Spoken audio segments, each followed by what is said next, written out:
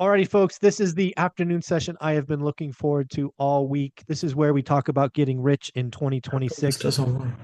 One of the things that we need to do now to maybe change our business, what are things we could do in the business to maybe get more leads and whatnot. And to have this conversation, I couldn't imagine two better guys than Ty and Jason. Ty, how you doing, buddy? What's going on?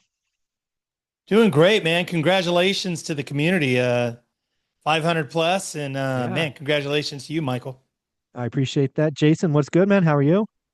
Life is great. No complaints, dude. We're chipping away at the business. We've got some big deals going on. Core business is running good. Family's good. Excited to be on here with you guys, man. Awesome. Awesome. Well, guys, as always, this session is for you, the community. All you have to do is raise your hand, put something in the chats, and we will get rocking and rolling. Before we do that, I promised someone that I would read her question first. This is from Alexandra.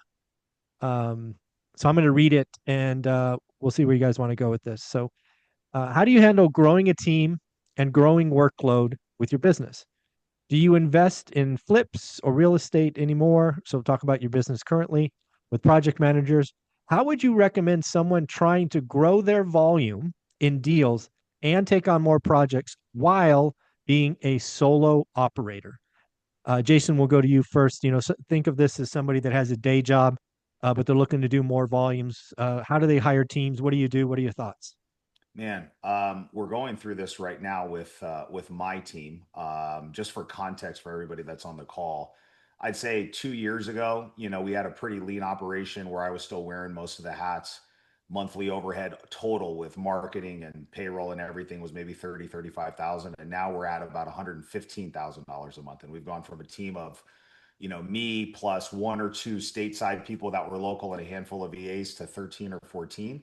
So, we've gone through multiple iterations of this growth. I think for the question that you asked specifically, Zuber, I'll touch on that first. I think if you're one woman army or a one man army right now, and you're just looking to, leverage and you're just wearing every single hat, the first hire that was pivotal for me was a virtual assistant. The reason why I think a virtual assistant is so is such an important key hire, especially at the beginning, is it's such a high leverage position to hire for, meaning you can invest $800 to $1,000 for a quality VA. That's about what I pay. And they can take so much off of your plate at the beginning. And so I would be looking to just delegate. If you just did a list of everything that you do every day, and then take that list and put it in order of priority of the things that you hate to do the most, and start looking at the things that can be done from a phone or computer that are repeatable, monotonous, and just that starts to build out the VA's job description. And you can buy out, I'm not even kidding, probably 15, 20 hours of your week from just getting small miscellaneous administrative tasks. They can help with transaction coordination. They can help with getting utilities turned off and on. They can help with entry level bookkeeping. They can help with managing your emails. I mean, there's so much stuff that you get bogged down as you're growing initially that, that's for 800 to $1,000. That's the hire that I would shoot for. And then to take it one step further, once you've got that part dialed in, then you want to supplement whatever you're not good at that a VA can't do. So like I was great at the sales piece of it. So for me, that sales was the last thing that I was going to hand off because it was just, I was good at it. I liked it. And it was such a like, if I didn't go out and close the deal, I didn't want to put the pressure on somebody that I didn't trust to go out and leave 30, 40, $50,000 on the table. So then I hired an operations slash project manager, somebody to help with construction because I didn't like doing the flips. I wasn't really great at it. And I didn't like all of them being on site and doing that stuff, and then start rolling from there. So that's what really worked well for me at the beginning. Very cool. Ty, anything to add to all of that? Yeah, I think too, just seasons that I've scaled up, scaled down. Right now I'm very lean and mean. Same, just like what Jason said, VAs. I've got one VA who's probably been with me 13, 14 years from back when I was doing bank foreclosure stuff. The guy was like BPOs, like a BPO mill guy. And so today he does all my data, all my call lists, skip tracing. And like Jason said, 15, 20 hours a week minimum. I haven't touched a DocuSign. I haven't touched a contract or a form. I send him a little snippet thing of what I need. But I will say in this market shifting, now that we're kind of in a lull, I think kind of, and again, I love, what everything you do, Michael, with the news and really understanding where we're at in a cycle with 4 million plus or minus resell existing homes. I know that we're going to begin to grow. And so I am looking to hire more boots on the ground, put together a small sales team, a couple of, what I would call like team agents really that can go out, make offers, do acquisition work, make cash offers, walk projects, walk properties, but also who are licensed. And I'm a licensed broker also. So I wear both hats. I do take listings. And so, somebody who can also just kind of be, the way I look at it is the legs and arms of our business, and they can do the windshield time, drive, go see and such. So, scale, I think right now this is a good market to consider and be thinking about, scaling up for sure. Yeah, and I forgot to say that Alexandra's not only very busy, but she's also going to law school. I saw that. That's She's, impressive. she's doing a lot of stuff. So it's funny when I think about scaling up and all of this. She's already doing an amazing job. I think one of the things sometimes type A personalities, which I'm going to assume she is, you have to give yourself some grace. Yeah. You are doing a lot. You are doing amazing things, and your season will come. You can't. What's the old saying about you can't have nine ladies pregnant for 1 month and have a kid, right? It takes time, right? It takes 9 months. It's not something you can divide up. So, again, I would tell you to give yourself some grace. I see a lot of people, including myself. I would kind of grind on the fact that I wrote 50 offers or 70 offers and I didn't get anything, and it's a numbers game, right? It will come. So that's important. The other thing I want to talk about with both of you is I do think the season is changing, right? I know both of you are very active, and both of you probably have been tracking pre-foreclosures and things of that nature for a while, but the average investor has not. And we're starting to see NODs tick up. We're starting to see FHA garbage be foreclosed on finally. So Ty, we'll go to you first this time. Talk about how you've adapted or will be adapting your business to kind of farm in that, what will be a growing pool probably. Yeah, we track the notice of default, notice of trustee sales, and here in Northern California, and then also the REOs, the ones that actually go back to the bank. I actually, of all things, I just closed a deal with JP Morgan Chase, where I was the list broker, an old contact. I sold an REO asset, and I don't think the REO assets come back. I don't think they make it to the courthouse step. There's so much equity out there, but a couple of opportunities. I think we're going to see not a tsunami, not enough to say, oh, I'm going to sell a special coaching program and all that nonsense. But I do think that we see 200-300% increase. If your town had 30 or 40 a month, you're probably going to go to 120 to 150 a month. That's what I see happening and starting to develop. The other is that in California, I know we have people from all over the country, but in California, it's common that somebody could just extend loan mod, fake a loan mod, and what should be about a 9-month or a 12-month process turns into like an 18, 24-month process. I think that shortens up.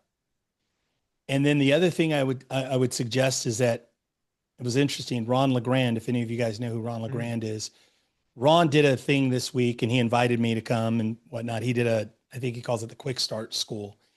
And one of the things I remember, I met Ron in the 90s, and this market reminds me of the 90s, in that in the 90s, you had people that had marginal equity. And I'll say, what is marginal equity? 5, 10, 12%, maybe 15% equity. So if you take a traditional real estate transaction where they're listing, selling, commissions, closing costs, maybe a price reduction, maybe a credit for termite and roof or pest or inspection stuff, there's really not a lot of meat on the bone because the market softened up. Those FHA, those VA, those 5%, 10% buyers who bought in the last 3 or 4 years. I think those are going to, not a tsunami, but I think you're going to see those spike up. And I think those will be creative financing opportunities in 26, 27, where people say, hey, if I can just get 10 grand and get out of here, I'm out. So I think that's my 2 cents. Jason, I'm curious, have you done anything in your business either already or thinking about, given the noticeable uptick in NODs from nothing to a little? Yeah, so I'll explain something that's I think maybe unique to me and our business and some relationships that we've made, and then I'll share Mm. some things that I think everybody on this call can do. So since 2018, my company, through a partnership with a local nonprofit, has gotten access to REO inventory, foreclosure inventory. This is stuff that comes directly from the bank that typically will never see MLS or anything like that. And it's a long story short, it's a organization that's a national organization that partnered with Fannie and Freddie and all the big banks after the crash to disposition some of their REO inventory. So we became approved buyers for this back in 2018, and we would get, a couple of houses a year. There wasn't anything crazy that we would do through this program. And then after COVID, it was nothing for like 2 or 3 years. And then in the last year, we have seen 3 to 5 houses a week come through this program. So I've seen like a real, like to what Ty's talking about. It isn't going to be the GFC all over again, but real increase over the activity that's been coming through that program. And so that's something that, real firsthand data that I'm seeing. But not everybody can get access to those. Here's what you can get access to. And I'm happy, Zuber, if you want to take this offline at some point, maybe we can schedule a training I can show everybody how to Mm. do this. It's really, really easy. We go on Property Radar, and there's some very simple to build niche lists that every week our team goes in and pulls all the new notice of trustee sale, all the new notice of default sales in our specific market. We put an equity filter and some other filters just to make sure we're really looking at like the properties that we want.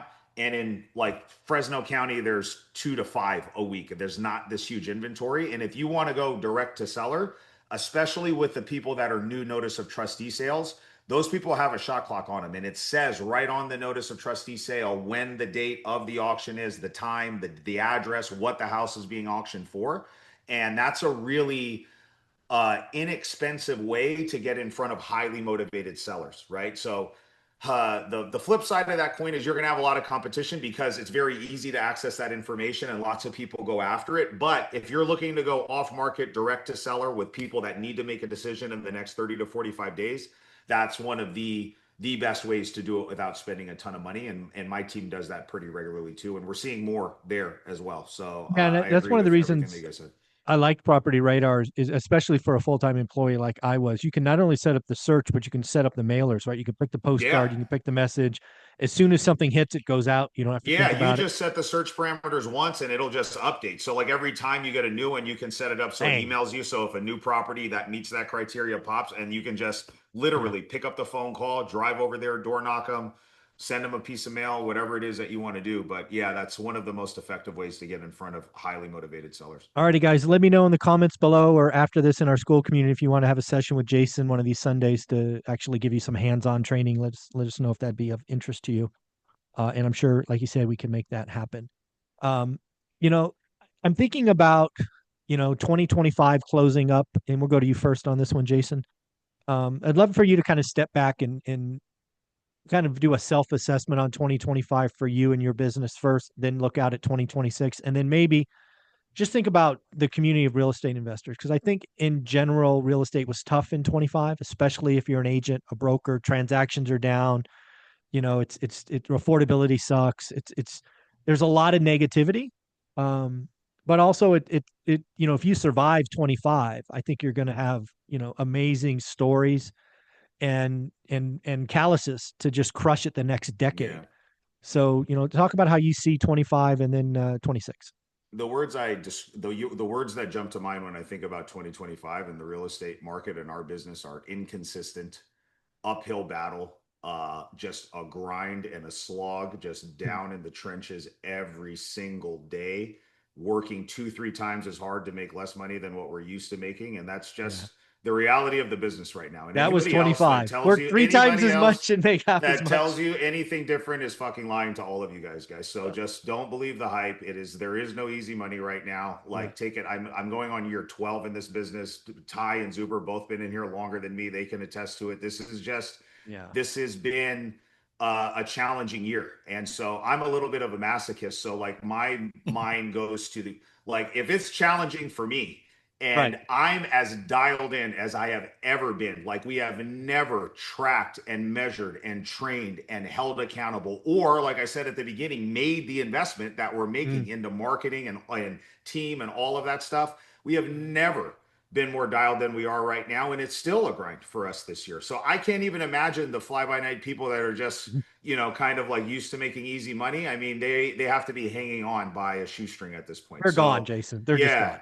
yeah. So if you feel it, guys, like, that's just the reality for everybody that's out there. And we all have to put our big boy and our big girl pants on right now and just understand that this is it. These are the cards that have been dealt to us. And you can either just go back and get a day job and just dream about doing real estate, or you can put your head down and break through this wall that we're dealing with right now. And on the other end of this, all the stuff that you want, that we want, it's all there for you. And so I am the type of person that likes these type of challenges. I like to think of myself as somebody that rises to the occasion, and when the pressure's on, I perform better. And so, it's all the story that you're telling yourself in your head right now. That's Yes. a big, big, big part of whether or not you're going to make it out of this, is what is going on in here. I talk about that with Zuber all the time when he brings me onto the channel. It's just, what's the talk track that's playing on repeat in your head? Yeah. And that's one thing that you can control. You can't control the narrative that's happening anywhere else, but if you can control what's going on in here, I think it'll make this uphill climb a little bit easier to weather the storm that we're in. Yeah. I really want people I want people to feel this. I think 2025 will go down as one of the hardest years of my investing career. And I started almost 25 years ago. And I've seen a lot. But 2025 was hard for everyone. And I want you to realize, I mean, just realize this. If you're a real estate agent, real estate broker, real estate investor, here's the deal. 2025 was hard. You're still here, right? You're Jason. You're breaking through the wall, right? You have your scars. You got a little bloody, but you're still here. In 2026 and thereon, the deals are going to get better. They're going to be more prevalent, right? Yep. Transactions will go from 4 million to 4.2. They'll be up 5 to 10%. New home sales, if you're in mortgage, I suspect mortgage business to be up 20, 25%. I expect more creative financing deals like Ty talked about, right? Skinny deals. We're going to start cleaning out the system, which means we're going to have more opportunity. And I want you to realize everything you've done this year, even though like you might feel like you made no progress, you're still breathing. You're still in the business. You're still alive. And about more than half your competition's no longer here. So if I'm right, in business goes up just 10% next year, but 60% of the people are gone, you're going to eat like you're at a freaking Vegas buffet. Yep. Here's the deal. I spoke to real estate agents and brokers this week, and I told them both, some of you will have your best financial year ever in 26 because nobody's here. Yep. You'll be picking up the pieces. So I want people to realize that. Ty, you and I have been through a lot. You and I invested before, during, and after the GFC, right? Jason's been doing this about 12 years, so just missed the GFC and the party that was. But we've been on the front and the back side of a massive correction before.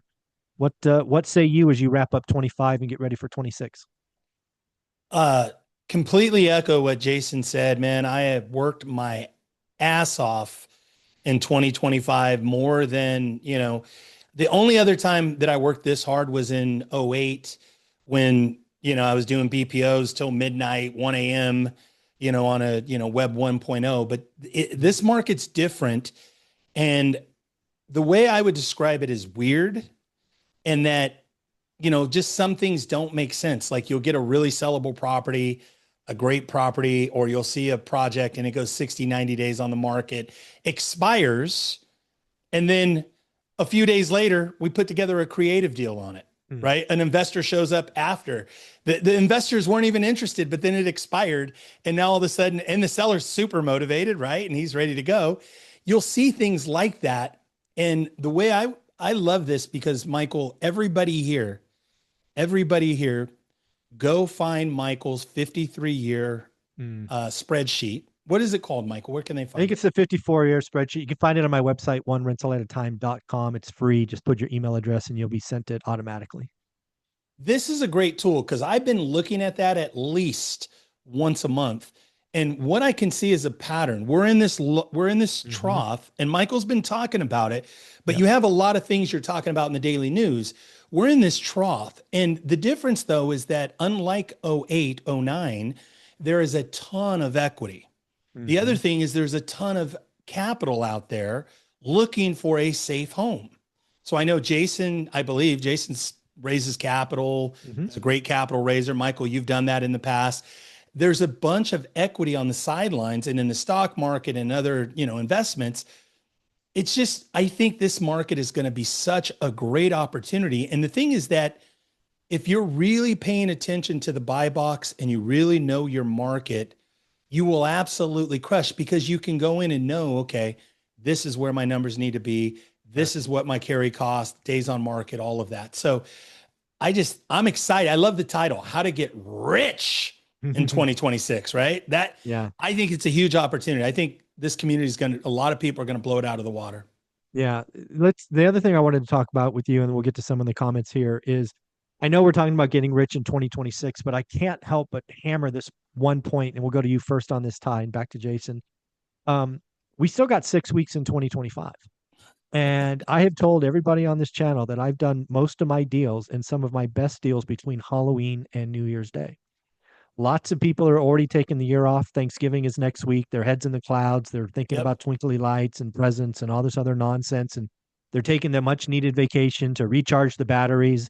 Frankly, folks, if you had a rough 2025, you don't deserve a vacation. Keep working. Um, so I would just tell people don't let up on the gas now. Write those disrespectful offers. I was talking to somebody in the school community over the weekend, and they knew their buy box. Their buy box, I forget what it was. We'll say the price point was 250. I don't remember what it was. I don't remember the area, but I remember the numbers. 250 grand.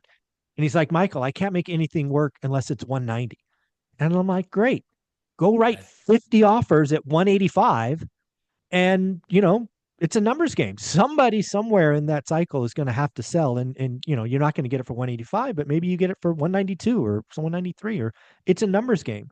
I think too many people have self-doubt, right? They see the number at 250 and they need it at 190, and they don't want to write it at 185 like I'm screaming at them. I'm like, write the offer. The worst thing the buyer can say is no or hell no, right? If the numbers are the numbers, write the offer and send it. You don't realize that buyers make the deal, not sellers. I know we're all spoiled. I know it's been a seller's market for way too long, but we are in a buyer's market. And if we have a buyer's market between Halloween and New Year's Day, go nuts. Write as many offers as you can that work for you. What do you think of that, Ty?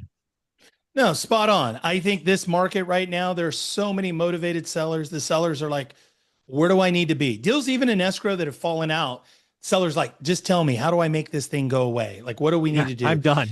I'm done. There's so many good deals. And think about it, if a property's still on the market, the third week in November, going into December, there's something going on there. Now, there's motivation usually. There's motivation. So I would say for sure. But the other thing too is that this is kind of more of a mindset shift in that I would say for people, not even so much to be focused like, okay, it's 2025, November, December.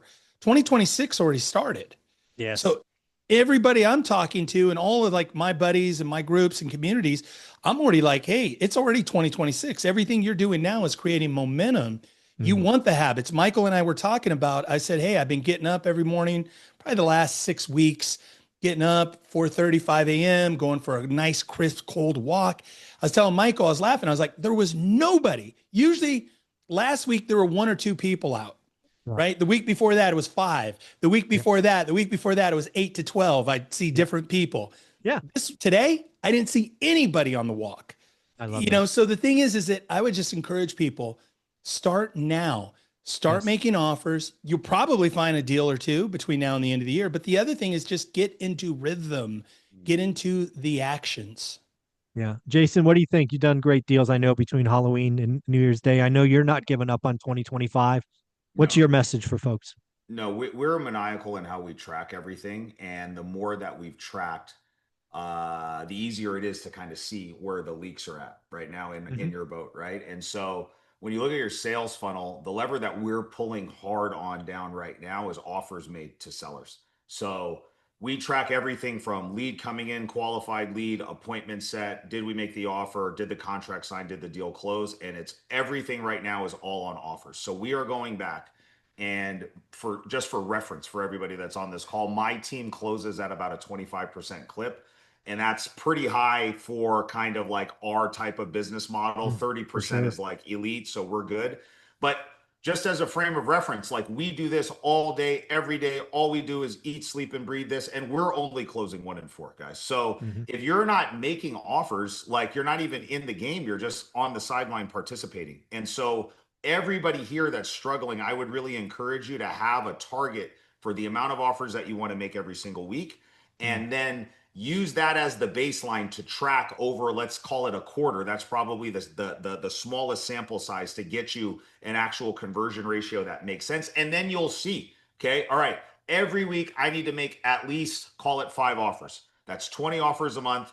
And then you see, okay, did I close at least one? So then you know you got to do 20.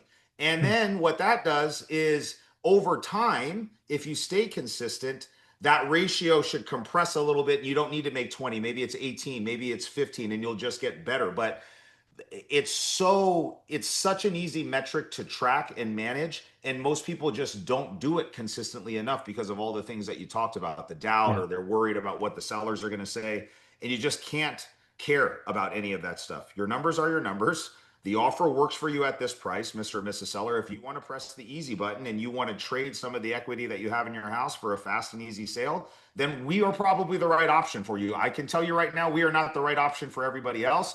And if this doesn't work, I'm happy to talk with you about what plan B or C is, even if we're not the person that buys that. And when you lay it out that way, there usually is not a bunch of like most people are afraid of, like, and I've been there too, like, oh my God, the seller, like we offered 40 cents on the dollar, seller's going to yell at me or scream at me. But when you just lay it out that way, it's usually very, very, even if it's a no, it's a polite no, guys. You know what I mean? So if you're not doing this, I would encourage you, just set a target, whatever it is, 1 offer a week, whatever you can do to just stay consistent, and then don't miss on that number, and let time and just repetition kind of do its thing. And then eventually you'll have some data that you can look back on and say, okay, here's about what my closing ratio is. And so we need to dial this up or dial that up, and go from there. That's what I'd Yeah, I love that. I think too many new investors, new in the game, they measure closed deals. Like that's the only thing that they measure success by, and that's not the right answer. The right answer is how many solid offers that you made, Yeah. and then how many times you followed up. Those are the things that I would be tracking: number of offers and number of times you followed up. Because that's where all my best deals have come from, is the follow up. Nobody ever said yes to one of my disrespectful offers No. day one, but maybe No. by the third time, you know, pretty crazy. All right, Jason, we'll go to you with this one question from Troy. I'm curious, Jason, do you have or a process in place for expired listings? Do you do anything with those? We don't track or do anything with expired listings, just because we don't really do much with our brokerage activity. I refer out most of the deals that are listings, and we just take a referral fee. And that's essentially what we use our license for, outside of access to MLS. I think, and Ty can speak to this probably too, I've always kind of seen expires work well as ways for agents to drum up business on the retail side. I haven't seen anybody, and I'm around a lot of people that do the investing side, that target expired specifically and they churn out a lot of investment deals. Now, they very well could be because they've listed it forever, so they've had whatever, 6 months on the market, they're not getting anything expired, so there could be some inherent motivation there. But we're looking to layer on pain on top of that, right? Our direct to seller marketing model, like the reason why we're so good at it is we're really good at identifying multiple pain points. And so just because the listing expired for us is not enough pain. Now, if they have an expired listing and they have a notice of default or a code enforcement violation, or insert like multiple pain points there, then absolutely. Because then you can go back and say, okay, look, you tried this on the market, right? You let that agent do all the heavy lifting. They couldn't bring you a deal. We kind of told you, you know what I mean, that this is probably going to happen. We're here with our cash offer. Do you want to talk business now? You know what I mean? And so I could see that working if we layer on 1 or 2 other pain points. Love that. Ty, you do anything with expired listings either now or in the past? It's so funny because I just was on a Zoom and I was talking about that expireds are going to be a big uptick. So for sure, like I think right now I have not, and I'll tell you, in a good, healthy market, in a low inventory market, most of the expires we've had over the last, call it 3 or 4 years, 5 years, have been because more of the sellers are knuckleheads, or the agent was, maybe sometimes the agent, a little bit of malpractice, but mostly the seller, respectfully, they're kind of disagreeable out to or think lunch, they're out to lunch.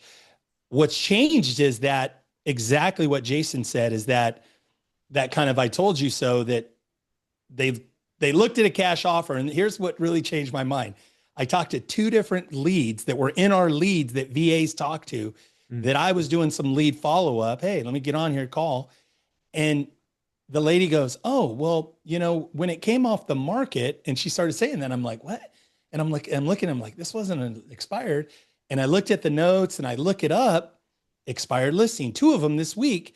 And it was a distressed seller, pre-foreclosure or probate, that went on the market, was tattered, not like completely like falling down, but dated, like grandma's house, dated, kind of ugly, not cute, and, you know, CD level finishes and not anything done.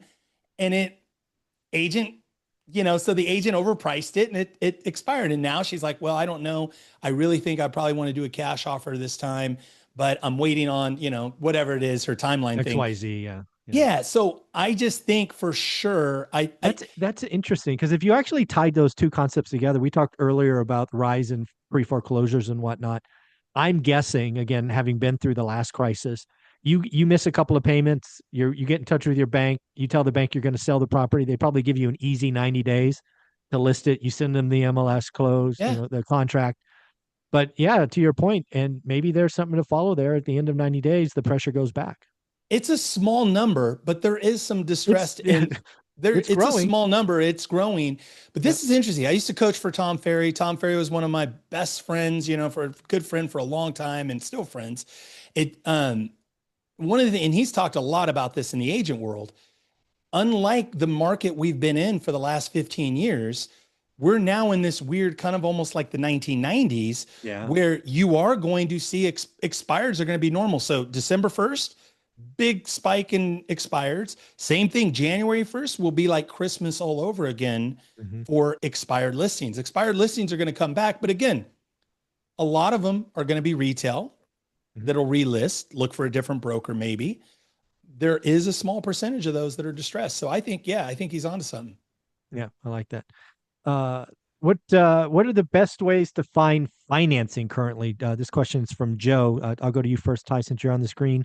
When you think about going out and securing capital, what are you thinking? Well, I like, you know, I like your guys from Convoy. A lot of Kiavi, Anchor Loans. There's a lot of really good non-QM products out there that basically that's not hard money, but something in between hard money and private money. So, Kiavi, we've done a lot with Kiavi this year, and we like them. I have not done anything with Convoy, but I know that they're doing a lot of those non-QM.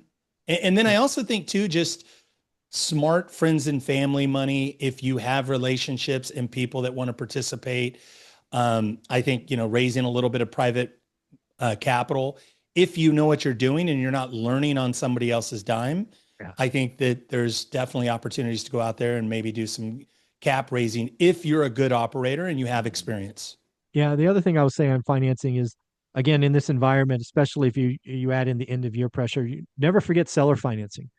Right. Seller financing is often an easy way to put together a deal. You can offer a little higher price, get some terms, and whatnot. So again, sometimes seller financing is the best way to go. Jason, you raise millions and millions of dollars each year, as I have. What are your thoughts on securing financing? I couldn't agree with Ty more. I think if you're brand new, I personally don't think you have any business going and borrowing money from friends and family until you've cut your teeth and you've established a track record. That's what I did. The first 15 or 20 houses I did was all hard money, was a local company. Credit cards. I just felt like and credit cards and my line of credit. And I was just like, if I'm going to lose everything, I'd rather lose my money than my mom or somebody else that I know, because I couldn't really live with that. You know what I mean? And then I started raising money through meetups and social media and other things. And then eventually, once I felt comfortable with what I was doing, then I went to private money. And now we use a mix of everything. I've seen local hard money and our market becoming very aggressive right now because they just don't, again, they are feeling this crunch of the lack of volume and they'd only get paid when they do loans. So they've got to really earn your business. So if you got a viable deal, you actually have some leverage here. And I've got Zinc Financial is the company. If any of you guys are in California, Yeah. I know that they're really lending in California. The owner is here in Fresno. He's local, but he does everything up and down the state. So that's a guy that I would talk to. And he is beating basically everybody. Kiavi's terms, everybody's terms. And so you've got to kind of find those right people, you know what I'm saying, to see Mm-hmm. who's being really aggressive. Because Kiavi, if you're brand new, they're probably just going to give you run of the mill, that you're going to get until you get, I think it's like 5 or 6 loans that you can show that you've done, deals that you can actually show the closing statements. Then terms start to get a little bit more aggressive. But I would start with local first. Mm-hmm. And those, I mean, Kiavi's a huge national company. So, they've got all these layers of red tape that you got to go through. The guy at Zinc, you talk to the owner, you know what I mean? So Mm-hmm. he's the decision maker, he controls the purse strings. And so he's gotten really aggressive with some of our people in our community. And so I'd start there and then work your way up to private money. I like it. We'll stay on theme of money. What this is from Troy. What would be some advice you would have if you don't have access to capital currently? What would you tell somebody wanting to get in the business, excited about real estate, but currently doesn't have a lot of scratch? Bird dog, get out there, bird dog, find deals. Basically like wholesaling, become a wholesaler and or connect with the wholesalers in your market and go work with them. If you're really like super brand new, go connect with somebody like a Jason Pritchard, somebody like Omar, somebody like Adrian in that local market or wherever you're at, or if you're in the Bay Area with me, and go out and go door knock the pre-foreclosures, go out and create value, find deals, bring them back to, somebody who's an operator, get a piece of the deal, right? Get a nice piece of the deal, build your capital, learn while you earn. Yeah. Jason, similar? That's it. I mean, Yeah. you really need to work your way up to 50K minimum in the bank, and it's really more like 100. And the fastest way to do that is what Ty said. It's through wholesaling or bird dogging first to just understand how a wholesale transaction works, and then the things that you're going to do as a bird dog will naturally lead you to then what an assignment is going to look like, right? So we do that all the time. We have people that come to us all the time, and I'm like, what we don't have is a lot of time. Nobody on my team has time to go drive around and knock doors and do all of this stuff.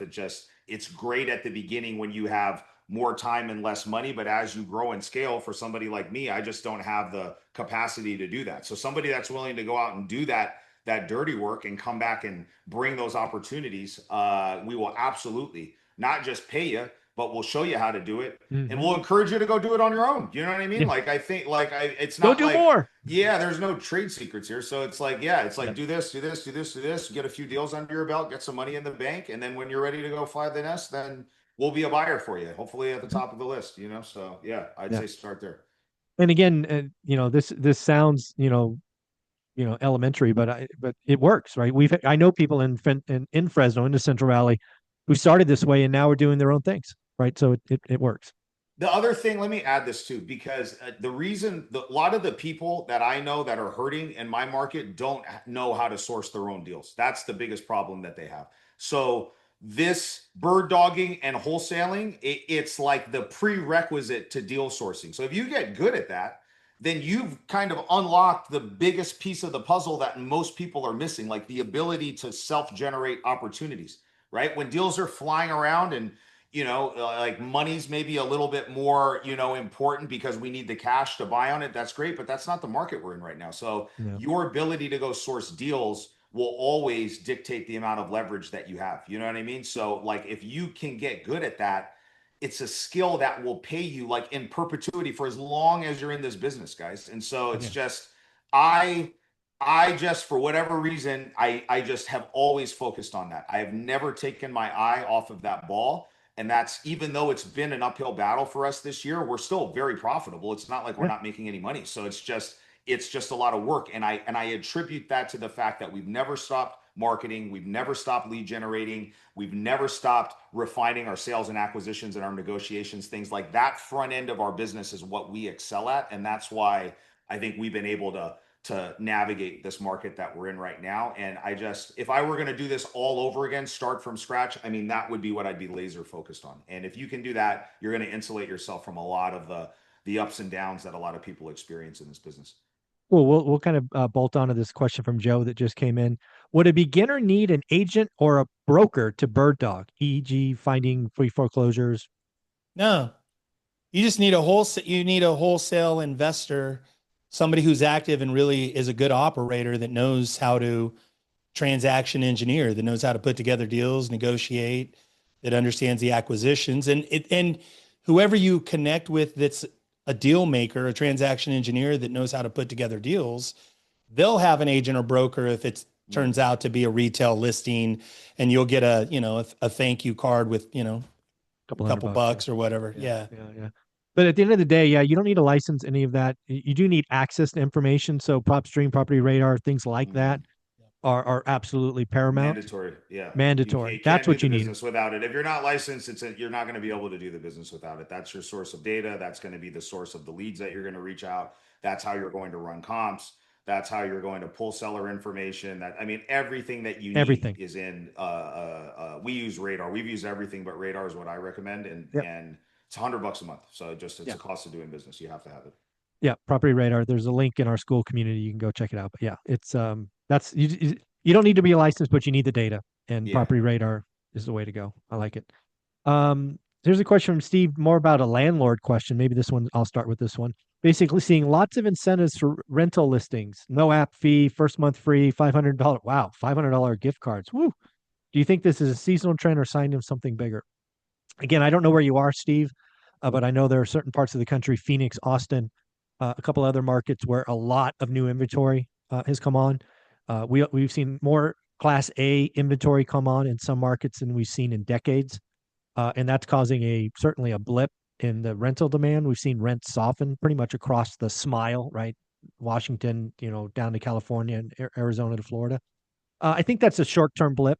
Again, this inventory is being absorbed. It's just so much came on so quickly. I don't think this is like the worst year for me as a landlord was actually 06 because everybody was buying homes. Yeah. That's right. That's why I did first month off. I did $1 deposits. I think I did a couple of 14-month terms, so I gave 2 months off, the first and the last. It's nothing like that. I have seen rents soften a little bit in apartments, not in homes, right? Single family homes are flat, soft in apartments. But I think there are some cities without question has a lot of inventory. I'm curious, Jason, what are you seeing in Fresno? What do you see in Fresno? Nothing. We have no vacancies. We haven't had a vacancy in 6 months, and we maybe had 1 or 2 vacancies all year. And we self-manage everything. And so I get reports on this every single week, and this is very market specific. So that's the caveat that I'm going to say. This is all basically everything that I own now at this point is Central California, mainly Fresno. And so, rents are still pretty strong here with lots of demand. You can't get crazy with your pricing, obviously, and just, shoot for some like unreasonable number. But just like, on the market when you're selling, if it's priced right and it's a good product, it's going to go quickly. There's just a ton of demand where we're at. So we haven't seen anything crazy in our area anyways. Ty, kind of Bay Area, what are you seeing? Same thing, man. It's just that single families actually are up. Rents are just on below the median and kind of the working class stuff. Those rents are solid and even clicking up just a tick. And then even I've got a couple of buddies of mine and we're partners and stuff. Not the stuff we're in partners in, but they've had other projects where they have 103% occupancy. And I'm like, how do you have 103? What are you talking about? You're full of it. And I go, how do you do that? And he goes, no. He goes, the person was supposed to move out at the end of the month. They left, 2 weeks early. And so there wasn't much to do, shampoo the carpets, and we got a new tenant in. There you go. So I'm like, oh, wow. Okay. That makes sense. So, this is a guy that operates ADUs in Alameda County. And there you go.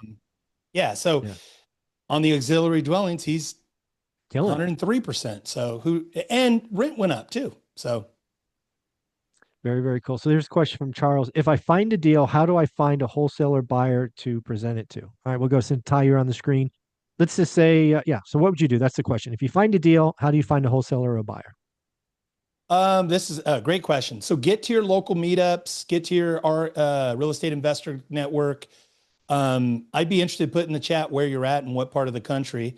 I would love to hear that. But what I would say is that you want to get this is amazing, the virtual communities, right? So there's people from all over the country. There's probably people in this Zoom right now or people in school that are in your local area. So you want to connect with them, but also you want to go to the meetups and meet people in person, shake hands, get to know people, find out what they're up to, and then figure out, hey, how can I be helpful to you?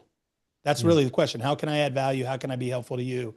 So Yeah. Jason, any other thoughts on that? I'll give you some free ones, and then I'll give you guys a really good paid tool if you want to take everything to the next level. I echo everything that Ty said, the meetups and all the local events, absolutely legitimate buyers there.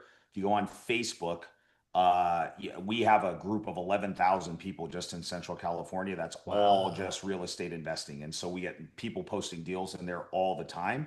So if you just go to Facebook, you go to groups, and then you search real estate investing and then insert whatever your market is, you'll probably see 2 to 3 Facebook groups. I would start with the ones that are the busiest, most active, most amount of users, and you'll see the deals in there. And so you can just start going. You can even start going into the comments of deals that have already been posted and just start DMing those people, because you're going to start seeing the familiar faces of all the people that are raising their hand, like me, buying, like, yes, send it over. Like, and then you need to start a conversation with them. So that's a good one. I know for us, we have trustee sales Monday through Thursday on the courthouse steps. You can drive over to the courthouse.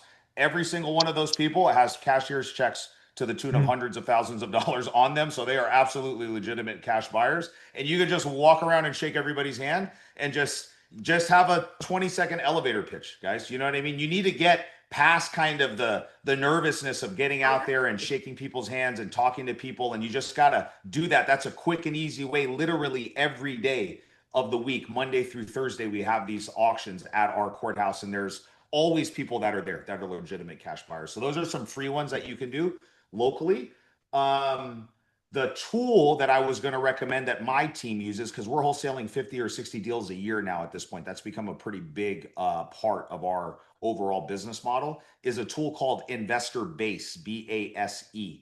And I can't remember what we pay. I think it's like $200 a month. It's not like crazy expensive, but this is like if you're going to be wholesaling, a couple deals a month and you start picking up the volume, it's like one of the best ways to find cash buyers. You can take your deal, your subject property, you can pop it in there, and it reverse searches and skips traces all of the people that have bought properties cash. And it does a search on the LLC. It does a search on the owner on the LLC. It'll give you numbers. It'll show you what they paid for. It'll show you what they flipped their house for. They split the buyers up by like fix and flippers who typically buy a little bit deeper, and then rental or landlord buyers that will literally pay usually a little bit more of a premium for a property. And it just, within 2 minutes, you can put it in, click 3 buttons. You have a list of 50 to 60 people that have bought properties with phone numbers, and you can pick up the phone and start calling. So if you're at the space where you guys are more serious and you've got some deal volume, sign up for Investor Base, even just the free trial, and give it a spin and just see how easy. I love the user interface. So good. My dispo manager uses it all the time, especially we're in home base is Fresno, which is smack dab in the middle of the state, but we go basically 2.5 hours in any direction. So in like Stockton or these other cities where we do deals, but we don't have the Rolodex that I have like in Fresno, where I can pick up and sell a deal in 5 minutes, we've got to go and do some research. And so that's a really good thing if you're, if you're new and you don't have a big network, or you're trying to find a buyer in an area where you just don't really have any connections. Investor Base is what I'd recommend. Very cool. I need to check that out. Strong. That's strong, Nice. man. Look at that. Look at that. Bringing on new tools. Charge for Thanks, this Jason. next time, Zuber. Charge admission for this. Yeah, bigger, more than $20. It's going to I'm joking. I'm $50. joking. No, that's not who I am. We're gonna just keep. I'm We're just joking. gonna keep being good Free, people. all free game, guys. That's what Jab, we pride jab, ourselves on, jab. dude. Just free game, dude. I just want to help you guys out. Yeah, Jason, you're amazing. So good. Yeah, so Jason, we'll go to you on this one first, and then Ty, if we need to. What other partners do you need to close your first seller finance deal?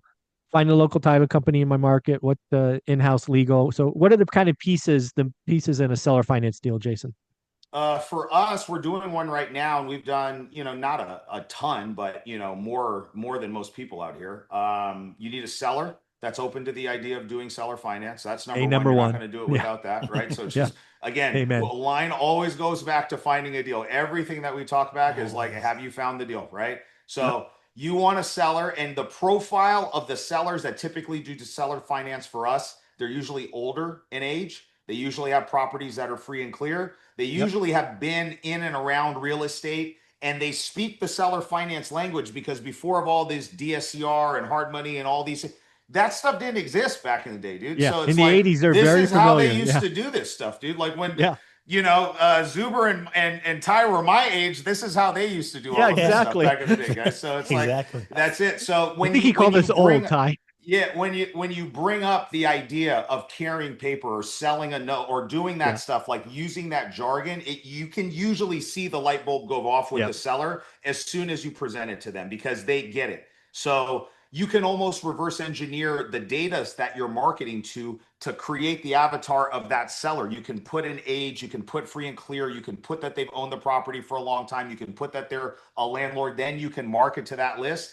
And then we just present that option along with the cash option. And like Zuber said, you can usually give them a little bit more money, because you don't have to pay the points. You don't have to pay all the juice that you're going to pay Kiavi or the hard money lender. We're doing a seller finance deal right now in Bakersfield at 4%. And the guy's a private money lender for a living, and he offered 4% to us. So it's just, the terms are so much more favorable. So you need that. And we have a note that we like to use that we've just, done over time, but you can just have your title, because your escrow officer will do it for you. Like, it's just part of the fees. You don't, if you really want an attorney to review everything and do it, and you want to just like triple check everything, you can pay an attorney to just review everything and make sure that you're good. But we usually run all the paperwork on our 3-page contract, 1-page seller finance addendum. Title does everything, and then that's it. So you really just need a seller, honestly. Yeah. So let's break down the typical things that will be in the seller finance agreement. Interest rate, term, is it is it fully amortized? Is it a 10-year balloon? What's the payment or what's the penalty for late payments will be in there? That's really about it, right? Yeah. That's it. Yeah. Down payment, if you're going to put a down Yeah, payment. down payment, of course. That'll be in the contract. Yeah. Yeah. And then all the other terms that you would normally do regarding the deal itself, right? Yeah, that's so all in the just contract. Really just the amendment that we have just spells out the note, and then you have your contract. So I mean, it's pretty straightforward, guys. This is not. I understand like the hesitation sometimes when you're coming into something new, and it's like, oh, we're negotiating this thing, but this is not a complex thing. If you can do simple math, like it's pretty easy to calculate these things. There's lots of free resources that are out there. It's just getting past the hesitation of presenting it and asking it, guys. And that's that's where the practice comes in at, right? I'm not trying to harp on like numbers and offers, but you have to have a target for offers, because if you make 4 or 5 offers every single week and you make 20 in a month, you're going to be better at the end of that month than you would be on day 1 of that month, guys, because you've done something 20 times. Repetition. You know what I mean? And if you do it for the whole quarter, you've done it 60 times. So you're going to have more confidence when you're in front of that seller, and all of it is your ability to transfer confidence to that seller when you're sitting in that living room. They're trusting you with the biggest financial transaction that they have. And if you're there shaking like a leaf and you've never done this before, and that's the very first time that you've done it and you're extending you're not going to get them to sign anything. So you've got to have done this a bunch of times, and you really do have to believe with what you're doing and transfer that confidence to that seller when you're there doing it. Otherwise, your closing ratio is going to be down there in the dumps. Yeah. All right. Love it. Jason, you do lots of flips, so we'll go to this one on you. Do you recommend installing granite countertops and tiled showers? This may be obvious, but does that attract higher quality tenants? So this is for a rental versus a flip. Does it increase rent? So I do granite. I do tile. In rentals? Inserts. Yeah, absolutely. I do not. Because here's my take on it. Okay. Yep. You can go to Stone Yard and you can get a cheap slab of granite for like $99 a slab prefabricated. Yeah, I mean, the cost whatever, to do Formica or something else is so minimal that I don't really see that you're going to see some huge cost savings, especially if it's just a simple kitchen and a rental, right? Yeah, if they're small, that's true. So, and we've done like laminate throughout, and we've done inserts in bathrooms, and no matter like whether it says it's waterproof and how durable it's always going to come up, guys. It just is. And that insert is going to get gross, and the insert's going to be hard to clean, and I'm talking about those fiberglass inserts that you buy in like 1 or 2 pieces from Home Depot, and then the guys just pop it in. Like on paper, yes, it's cheaper, but I don't know if I'm slow. Can you guys hear me on my end? Am I coming through still or no? No, Okay, you're you're good. good. But I would just spring for some cheap 12 by 24 tile. It'll be 2 times the cost initially at the beginning. But if you're planning on holding this asset for a long time, trust me, when you go to turn, you're going to be happy that you spent tile on the wet areas and tile on the surround. That's just where I'm at. And So you're not doing it for increased rent. You're doing it for lower cost. I'm doing lifetime it to cost. harden the property. Yes, exactly. Yeah. And I think the granite looks better. So you could convince me maybe that if I'm looking at a place with granite and a nicer bathroom, and then I'm looking at some cheap, junky apartment that, just they didn't really do anything. Yeah, I think it does, but it really is more for protecting my long-term investment. Right. I like the idea of hardening the rental and making that initial capital investment up front instead of bleeding a slow death by 1,000 razor blades, you know what I mean, over time, every single time something silly happens or you have a turn or something like that. So that's just mine. No, I like it. Yeah, the inserts are a gotcha, especially at turns times. Absolutely. Let's ask a question about AI. This is from our friend Jen. Are you using any AI tools to help with your business right now? Any tools you recommend? Jason, we'll go to you first and Ty second. What are you doing with AI, if anything? I use AI every day to help me with long form written communication. So, I get hundreds of emails a day. Some of them have to get responded and it needs more than 1 or 2 lines. And, sometimes it's exhausting at the end of the day for me to sit down and have to draft 2 to 3 paragraphs of like a really well put together written response to an agent, a broker, a lawyer, whoever, right? And I literally just go into ChatGPT, I upload the email that I need to respond to, and then I will dictate, not word for word exactly what I'm going to say, but I'll just say, hey, I need a response. Here's the main points, make it sound like me. And it just helps carry that load for me really well. So that's something that I'm doing on a daily basis. We also use it for helping put together. Gamma is the name of the software that we use. If anybody wants it, it's really good for presentations, marketing, different things like that. All of our funding requests, we have a prompt in ChatGPT, then we take over to Gamma, and that creates the written and the visual for any funding requests that I make. And what I would have to spend literally hours, or my wife Jen would spend hours putting together this nice deck and all this stuff when we need to go raise capital, like Gamma will do it in literally less than a minute if you have the prompts and set up the right way. So those are 2 things that stand out to me right now. We're using some of it in our CRM to help with automated follow-up sequences and some other things, but those are probably the 3 areas that we use it the most. Ty, what's AI doing for you?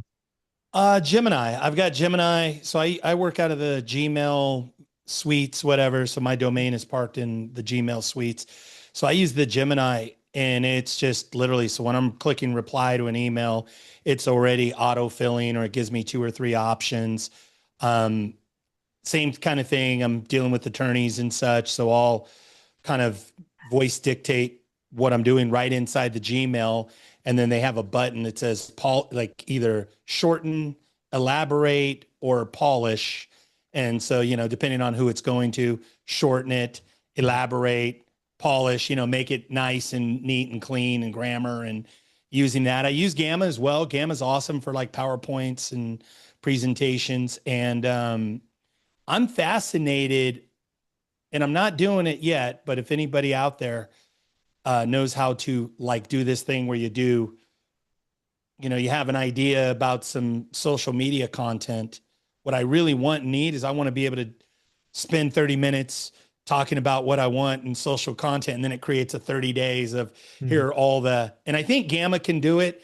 I'm not sure, but if anybody knows, please, let's connect, and I'll help you with real estate and you help me with my social media AI, please.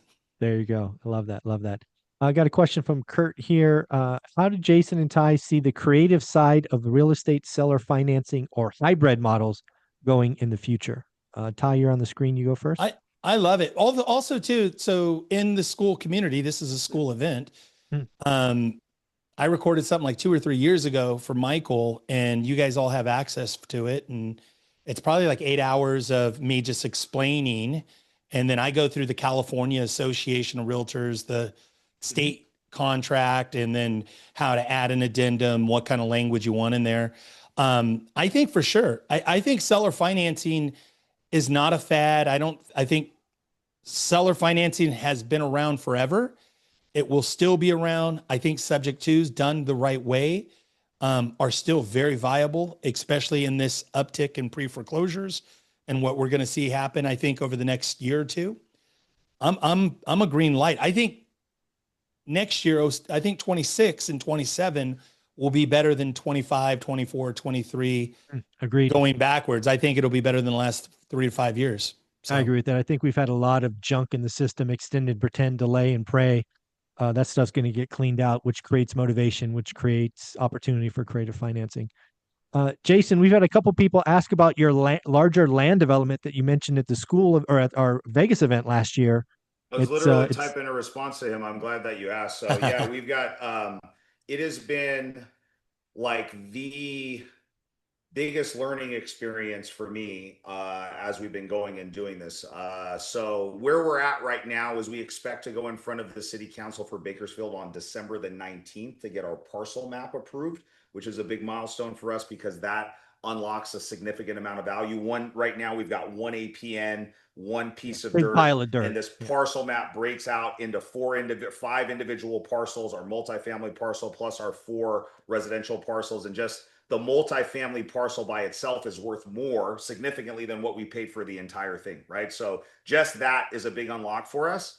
Early 2026, we hope to have our tentative track map approved, which is basically the next big step in the development where all of the individual lots that we have 249 single family lots getting carved out of this remaining 65 acres. All of those get then, and then it becomes in the development world what's called a shovel ready project, which means the builders or we can go in right away and we can start moving dirt, we can start doing the grading, we can do a bunch of different things, we could sell paper lots, we can do building, we can go forward with the building of the finished lots. So there's a couple big milestones that are going to be happening in the next 4 to 6 months that really will then start doing this. But the learning experience, I mean, we are in like a really painful part of this process because this is the point where all the money is going out and we're not going to see any of the money come back for like 18 months or 2 years. So it's just crazy. I mean, I posted something on my Instagram the other day. I got a $56,000 water bill just this month, $56,000 water assessment bill, $89,000 engineering bill, $12,000 bill to the city of Bakersfield, $25,000 retainer for legal fees that we needed to pay. I mean, that just was my November, dude. So, and we're not even close to this thing being done yet. So, I mean, we got millions and millions of dollars going into this. And so the real kind of learning curve is you have to make some really big, important financial decisions. And, you don't really have clear answers, right? You have to make big decisions. And behind door number 1, there's a bunch of problems that you're going to have to solve. And then behind door number 2, there's going to be a bunch of different problems. And I've never solved any of these fucking problems before. So it's just like, here you go. Here's all my money. Let's open up this door and then see what kind of shit I'm going to have to deal with next. So it's like, it's just, I'm very confident because we bought this deal right. Like we could literally fire sale everything and we could double our money. So that's like where I have solace in taking this type of risk is like, I've shared again, like we're selling some of our rentals, we're capitalizing and just getting liquid and doing a lot of this stuff. And we're plowing a lot of this money into this deal. And so, it's that while simultaneously dealing with all of the, the inconsistencies and the challenges in our core business, it makes for a pressure-packed time for me specifically as the owner and the visionary of the company. But I said at the beginning, I have always been the kind of person that performs best under pressure. Yep. So I love times like this, you know what I mean? And so for me, it's like, all right, dude, this is where we're going to really kind of level up and just jump on the trajectory. You're going to see a big spike on the graph of me and my team and my company over the next few years. And it's going to go right back to deals like this. And so I'm really, really excited. We're learning a ton and, we're going to continue to share openly as we go through all of this stuff. Yeah, I love that. Well, let's bring this home. Since Jason, since you're on the screen, we'll stay with you. again, the title of this is Get Rich in 2026. We've talked about what you were seeing in 2025. You've just talked about a couple of key dates, which will look, create some opportunity to be, get liquid again or value to increase. When you think about 2026, what are you most excited about? I'm most excited about all of the investments that my team and I have made into becoming excellent operators in our business. And I have literally spent 2 years and on my core business, hundreds of thousands of dollars in coaching and investing back into the business and doing all of these things to really like fortify our business and build a moat around and protect like the main thing. And our main thing is buying and selling houses. Like land development is the big vision. That's a big picture. But if we don't buy and sell houses for the next 3 to 5 years, the land stuff is never going to happen. Right. So Right.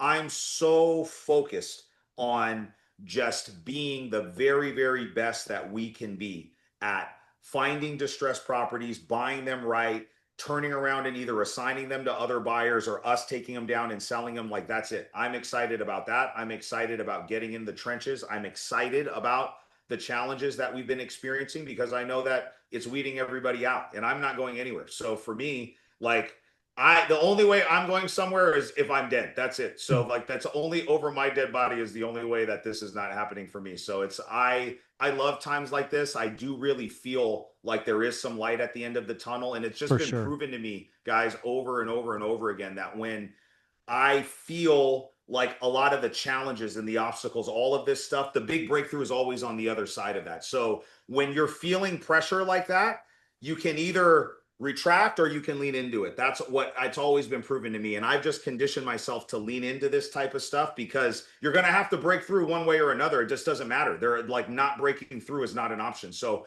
you might as well just rip the Band-Aid off and start figuring it out right now instead of just, like going slowly and then like making it take longer than it needs to. You know what I mean? And so for me, I feel like we've done a lot of this hard work. I know Ty, you guys have done a lot of that stuff too, and you're prepping for a big year in 26. And so I'm excited. And I think if you have a team or even with you, what your team needs is a steady hand on the wheel right now. If they look at the leader of the team and you're like not able to navigate these rough waters, I mean, imagine how fucking scared they probably are, dude. You know what I'm saying? So it's like if they don't see you leading from the front, like out there every single day, then everybody's probably looking for a parachute here, guys. So we need some really solid leadership. We need to be head down. We need to be in the trenches, and the fruit is going to come. I'm a big believer in that. I feel like we planted too many seeds right now to not reap a big harvest, and so it's coming. 20. It's right. It's like we're right on the cusp of it right now. Yeah, I think you're a perfect example of why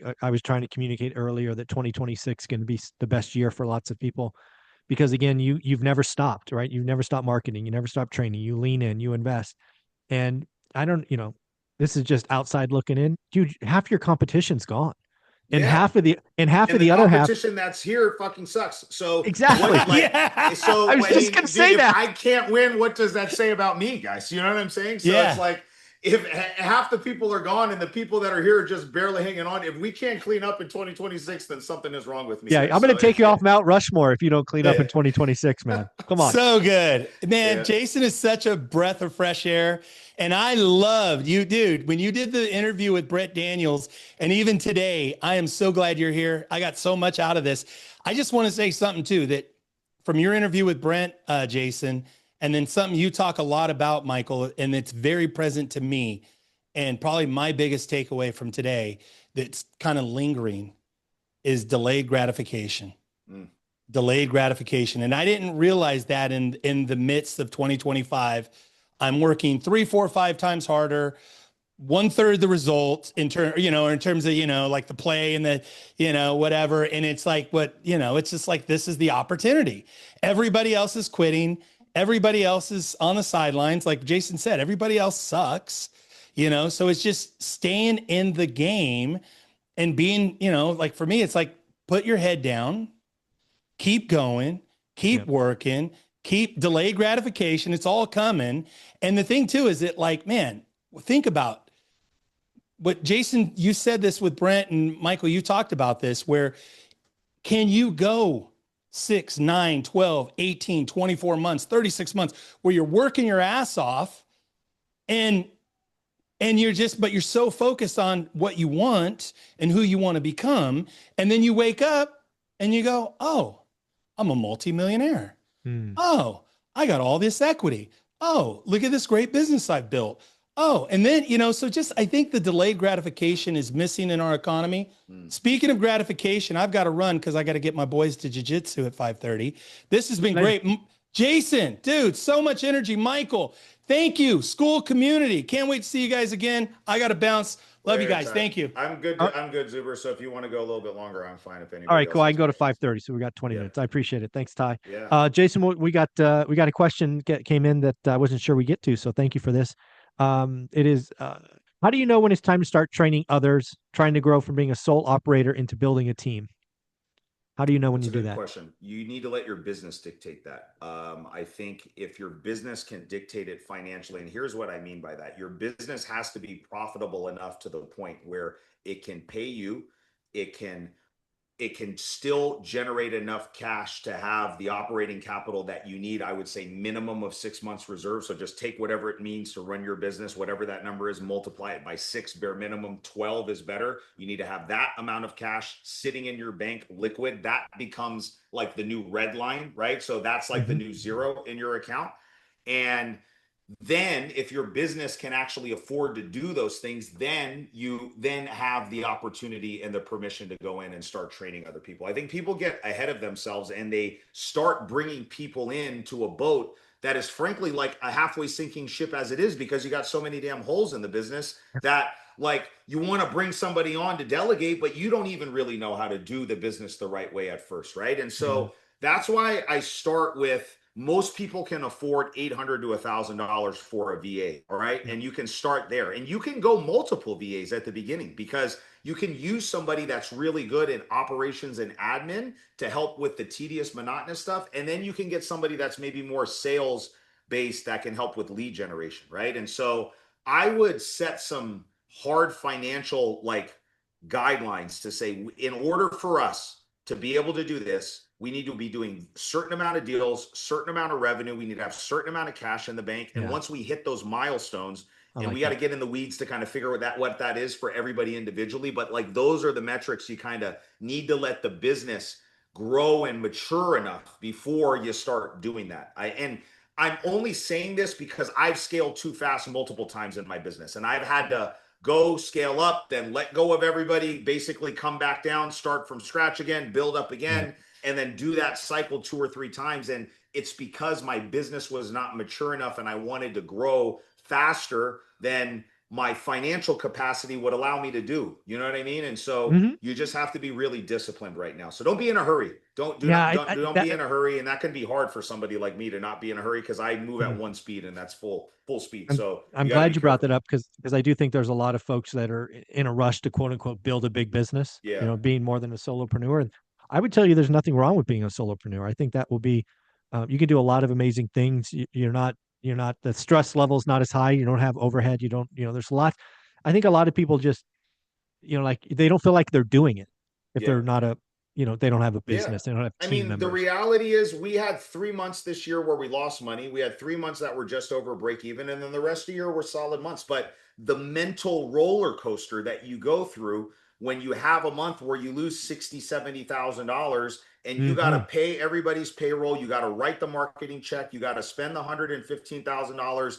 That's not an easy thing to deal with, guys. And so I'm so desensitized to the money now at this point, but it's taken me a long time to get to a space where I have the wherewithal to write the check month in and month out, regardless of whatever it's performing. So it takes some time to get acclimated to this. And I equate it to like a mountain climber getting into a new elevation. Like before you climb Mount Everest, they have these base camps at certain places intentionally, because your body needs to get acclimated to what this new elevation is like.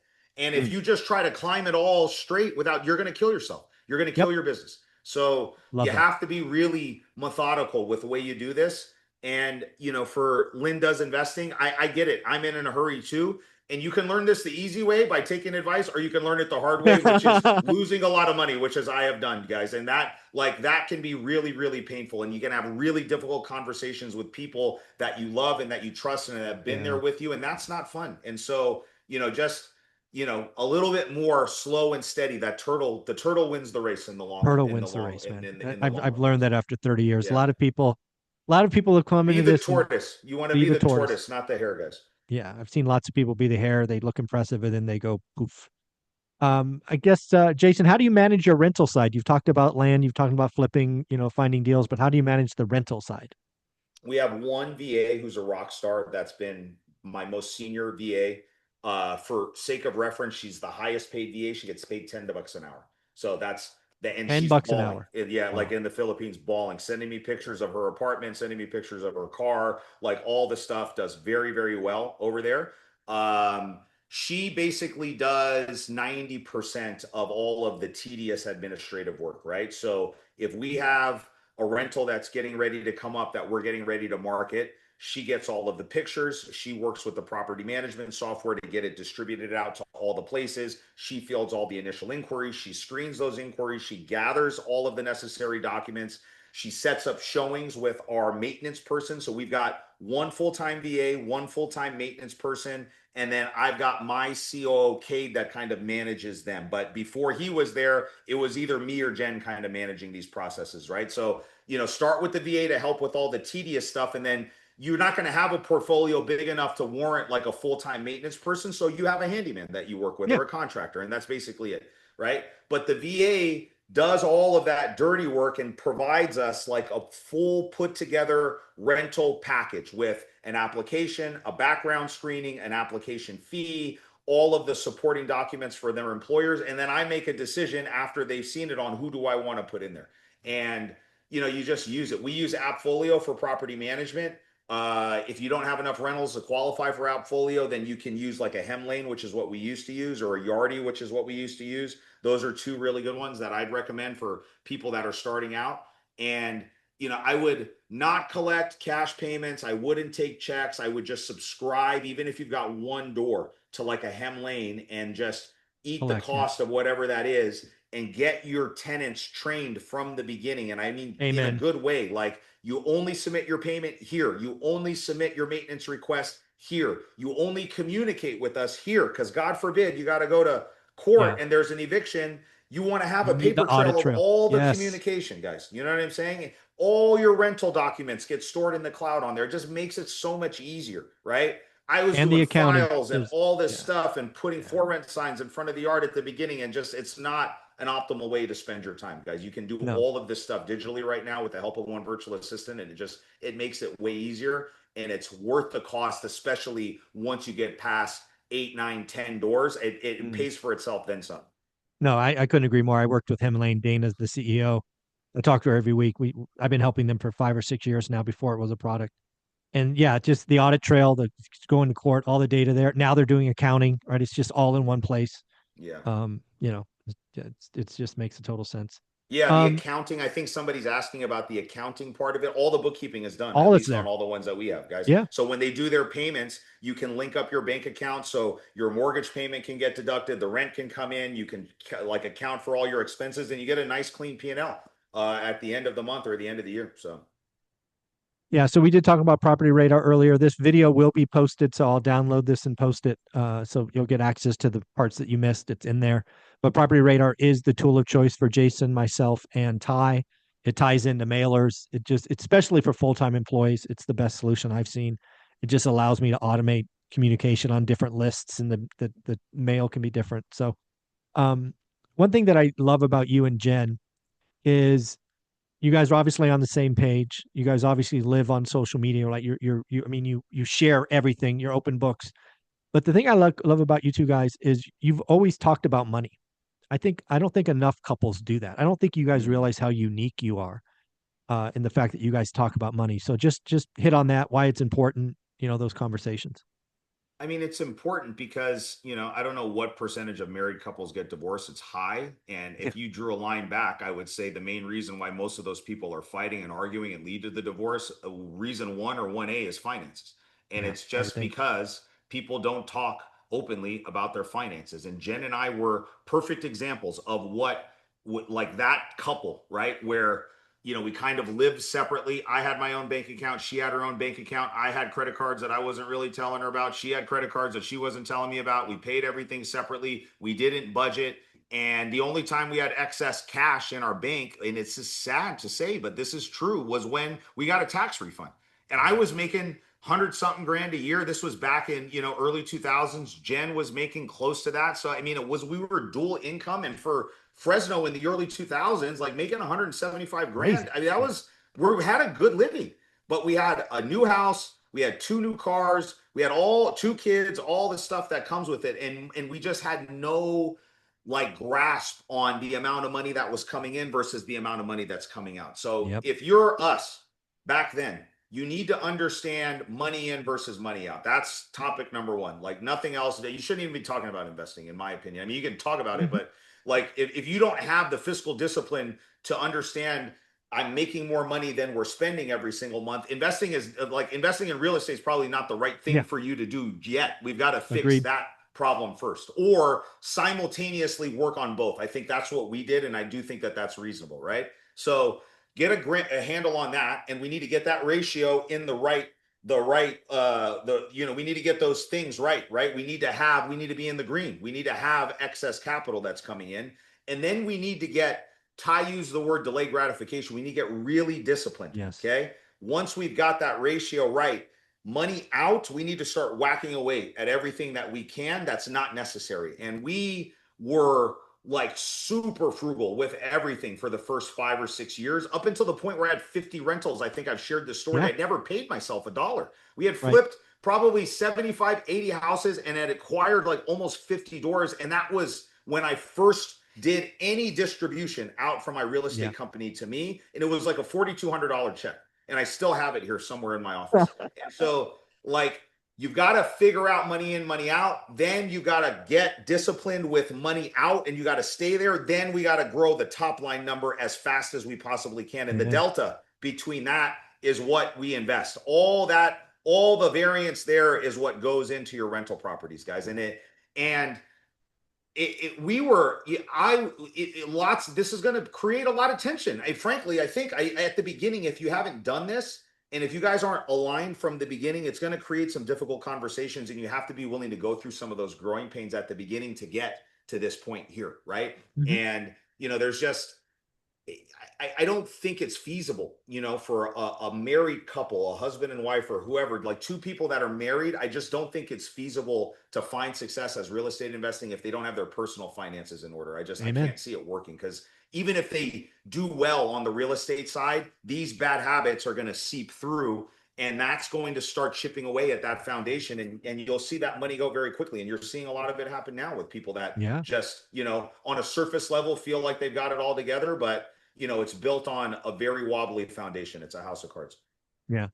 At the end of the day, do you still believe that real estate is the best way to get wealthy for most people? Yes, 100%. I mean, I'm living proof. You're living proof. There's lots of people on this call that are living proof. I was never, even though we do some investing in the stock market and other things like that, that was just never my forte. I just was always more drawn to real estate. I'm just a big believer that real estate is the vehicle for the everyman to get wealthy, and it's not going to happen overnight, but it will happen. And your life is going to pass whether you do this or not. So, I just think that, for lots of different reasons, I think that real estate is the right choice, to at least be a big portion of your investment portfolio, 50, 60%. Mine is it's more than that, because that's what we do every single day. But I don't think you can go wrong doing it this way. Man, Jason, you're amazing. Say hi to Jen for me. What's your closing thoughts, and where can people find you? My closing thoughts today are, my team and I are talking so much about just being great at the fundamentals, and we're not worried about the next big AI thing. I know you had asked questions about AI, and I see a lot of people that are influencers like touting all this AI stuff. I couldn't care less about any of that stuff. What I care about right now is, when a seller calls, did we answer that call live? How long did it take to call them back? If we didn't answer that call live, what happened in that conversation? How fast are we going out on the appointment? Did we underwrite the deal properly? And I, as the owner, I've got 13 people that work for me. I'm in the weeds looking at everything every single day. Like, it's just, we can't miss on anything. And that's just the kind of market that we're in. So it takes like an undivided focus and just this sense of urgency that most people are just not used to. You know what I mean? Right. And so it's just like, you know, I have the luxury to just do this all day. You know what I mean? But if you don't, then you're going up against people like me in this market. So just think about that. And so that means that the time that you do have, like, you need to be really locked in and you can't be messing around. You know what I'm saying? It's like just scrolling the MLS and just, you know, hoping and praying that something is going to work out isn't going to get it done here, guys. Like, you need to be really serious about what you're doing. And I really encourage everybody that wants to get over the hump in 2026, just set a goal of writing 5 offers a week, something that should be very manageable and easy for. That's 1 offer a day, guys. That means you're going to spend an hour or two finding an opportunity, underwriting it, reaching out to the agent or your agent and making sure that they get an offer.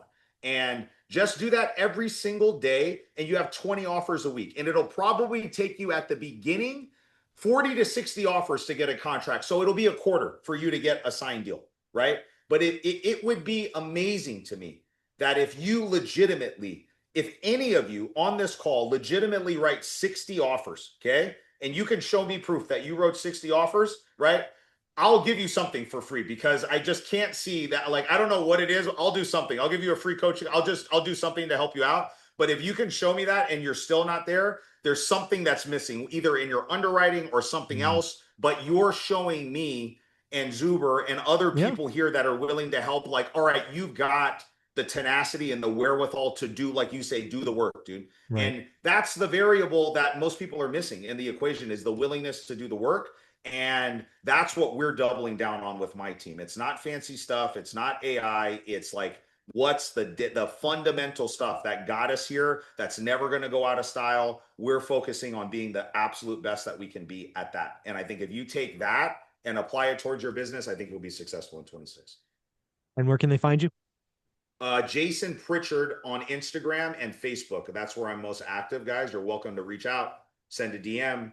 I get lots of communication from the One Rental at a Time community. I'm happy to help and be a resource to you guys if I can be. Yep, folks, send him a note on Instagram, and don't forget to follow his lovely wife, Jen Pritchard, as well. She is amazing as well. Jason, thank you for being here. Thank you for making time on what it is today, Wednesday, Tuesday? I have no idea what day it is. Anyways, take care, everyone. Have fun. Peace. See you guys.